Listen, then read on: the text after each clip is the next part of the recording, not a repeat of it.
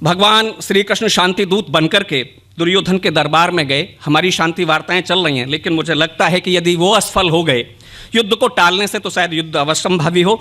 यहीं से मेरी कविता प्रारंभ होती है कि संधि का ले प्रस्ताव स्वयं केशव दुर्योधन द्वार गए। संधि का ले प्रस्ताव स्वयं केशव दुर्योधन द्वार गए। वो धर्मराज को धर्म सहित दिलवाने जब अधिकार गए। सोचा था नटवर ने मन में दुर्योधन को समझा लूंगा, मैं शांति दूत बन महायुद्ध की आशंकाएं टालूंगा। पर अट्टहास कर दुर्योधन संधि की डोरी काट गया। वो अहंकार में चूर राज्य के लौटाने से नाट गया। केशव बोले आधा न सही तो केवल 5 गांव दे दो, या जो जितना जैसा चाहो तुम उनको धराधाम दे दो। जो दे दोगे स्वीकार वही, आगे कुछ भार न डालूंगा। मैं 5 पांडु पुत्रों को जैसे बन पड़ा मना लूंगा। इतना सुनते ही दुर्योधन जलहीन मीन सा तड़प उठा। वह कड़क उठा, विद्युत जैसा घृत की ज्वाला सा भड़क उठा। बोला केशव ये राज्य कभी मांगे से नहीं मिला करते। जब तक ना आग धधकती हो पाषाण नहीं पिघला करते। सम्राट कहे जाने की सबके मन में इच्छा होती है, पर महासमर में भुजबल की घनघोर परीक्षा होती है। अपने बाहुबल पौरुष से यदि पांडव मुझे हरा लेंगे तो केवल 5 गांव ही क्या सारा हस्तिनापुर पालेंगे। वाह वाह। शासक बनने की तो केवल रण में जय विजय कसौटी है। जिसकी बाहों में दमखम है धरती उसकी बापौती है। हस्तिनापुर अक्षुण्ण और अविभाज्य नहीं दे सकता हूं। बिन युद्ध सुई की नौक बराबर राज्य नहीं दे सकता हूं। मधुसूदन बोले दुर्योधन रण की बातें बेमानी हैं। मधुसूदन बोले दुर्योधन रण की बातें बेमानी हैं। कोई भी जीते या हारे दोनों पक्षों की हानि है। तुम धर्मराज को राज्य न दो तब भी उनको समझा लूंगा। उनके अंतर में धधक रही नफरत की आग बुझा लूंगा। मैं पार्थ भीम गांडीव गदा को क्रुद्ध नहीं होने दूंगा। तुम शर्त युद्ध की मत रखो, मैं युद्ध नहीं होने दूंगा। वाह वाह। वो लोग, अगली पंक्ति इस कविता की प्राण पंक्ति पढ़ता हूं कि मैं युद्ध नहीं होने दूंगा। वो लोग मनुष्यता के हित में कोई भी विष पी सकते हैं।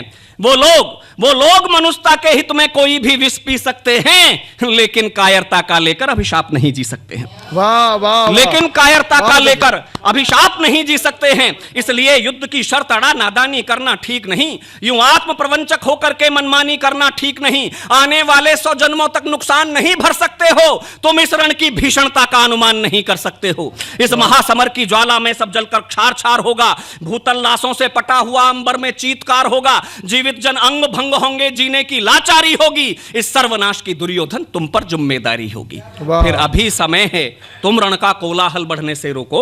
ये महाप्रलय के भीषणतम फिर मेघ घुमड़ने से रोको। केशव के सत्य वचन सुनकर दुर्योधन आपा खो बैठा। जो शेष बची थी अंतर में लज्जा मर्यादा धो बैठा। बोला गोकुल की गलियों में नंगे पांवों फिरने वाले, वो नंद यशोदा के कपड़ों और टुकड़ों पर पल्ले वाले, तू कहां रहा हम कहां रहे, तेरा अपना कुछ मेल नहीं। ये शासन सत्ता राज का जनपढ़ ग्वालों का खेल नहीं। वाह वाह। तो सब कुछ सुनकर भी मनमोहन मन ही मन में मुस्काते थे। सब कुछ सुनकर के मनमोहन मन ही मन में मुस्काते थे। उनकी आंखों में अनहोनी घटना के दृश्य समाते थे।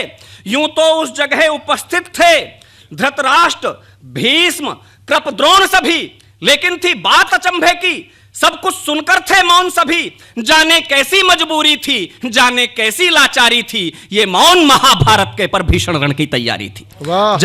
जाने कैसी मजबूरी थी, जाने कैसी लाचारी थी। ये मौन महाभारत के पर भीषण रण की तैयारी थी। मधुसूदन बोले दुर्योधन यदि रण ही न्याय कसौटी है तो सुन ले कुंती पुत्रों को रण की स्वीकार चुनौती है। तेरे लोहू की धारा से लथपथ होना सिंहासन है। अब कुरुक्षेत्र की धरती पर रणचंडी का आवाहन है। जो बात समझ में ना आई पांडव तुझको समझा देंगे। वो तेरा वक्ष फाड़ करके श्वानों का भोज्य बना देंगे। परिजन पुरजन कौरव दल के पल में यम के द्वारे होंगे।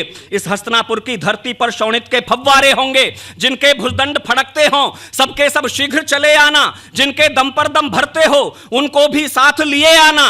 वो भी चख लेंगे भीम गदा का स्वाद जो मन में ऐठे हैं। अर्जुन के विष से बुझे बाण वर्षों से व्याकुल बैठे। वाह वाह। अंतिम पंक्तियां निवेदित करता हूं। इतना सुनते कौरव सारे टिड्डी दल जैसे छूट पड़े। बर्छी भाले लेकर कृपाणवे मधुसूदन पर टूट पड़े। धृतराष्ट्र पुत्र दंभी बोला लो बांध से जंजीरों में। उस सभा भवन में मची हुई थी हलचल सबरण धीरों में। नटवर नागर क्षण भर में ही क्या करना है ये जान गए।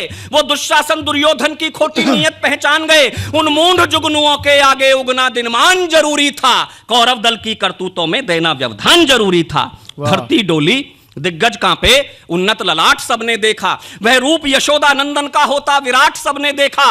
तब शंख गदा और पद्म चक्र से चारों हाथ सुशोभित थे। दुर्जन आहत आशंकित थे, सज्जन अंतर्मन मोहित थे। वह चतुर्भुजी आभा असीम धरती अंबर आच्छादित थे। करबद्ध खड़े कृप भीष्म द्रोण मन ही मन में आह्लादित थे। कुछ बदन सुमन मुरझाए से, कुछ के मन सुमन विकसते थे। हस्तिनापुर में नर समूह बीच नारायण खड़े भी हंसते थे। वाह वाह। हस्तिनापुर में नर समूह बीच नारायण खड़े भी हंसते थे। नभ से पुष्पों की वर्षा कर सुरजन अभिनंदन करते थे। भूपर नरनारी भगवान के चरणों का वंदन करते थे। धरती का आंचल शोभित था पूजन अर्चन मनुहारों से। थी दसों दिशाएं गूंज उठी केशव के जय जयकारों से। नारायण बोले भीष्म सुनो, हर शब्द मेरा न्यायोचित था। जो काम किया दुर्योधन ने वो काम नहीं वीरोचित था। इसलिए उपस्थित विज्ञ जनों, मैं तुमसे कहकर जाता हूं, जो समझ ना पाया दुर्योधन वो सार तुम्हें समझाता हूं। अनुचित करनी पर मौन रहे, सबके सब दागी होते हैं। करते अन्याय समर्थन जो अपयश के भागी होते हैं। करते अनुचित करनी पर मौन रहे, सबके सब दागी होते हैं। करते अन्याय समर्थन जो अपयश के भागी होते हैं। ये युद्ध भयावह दृश्यों को इस भूतल पर आमंत्रण है। अपने हाथों से अपनी ही मृत्यु को खुला निमंत्रण है। जो यहां उपस्थित मौन रहे, रण के उत्तरदायी होंगे। इसके परिणाम दुखद पीड़क घनघोर कष्टदायी होंगे। इतना कहकर के मनमोहन क्षण में हो अंतर ध्यान गए। कुरुवंश ध्वंस के दृश्य लिए कर इंद्रप्रस्थ प्रस्थान गए। उनके सम्मुख कौरव पांडव दल के सब मित्र उपस्थित थे। मनमोहन के अंतःपट पर रण के सब चित्र उपस्थित थे। वो जान गए दुर्योधन के मस्तक पर काल प्रभावी है।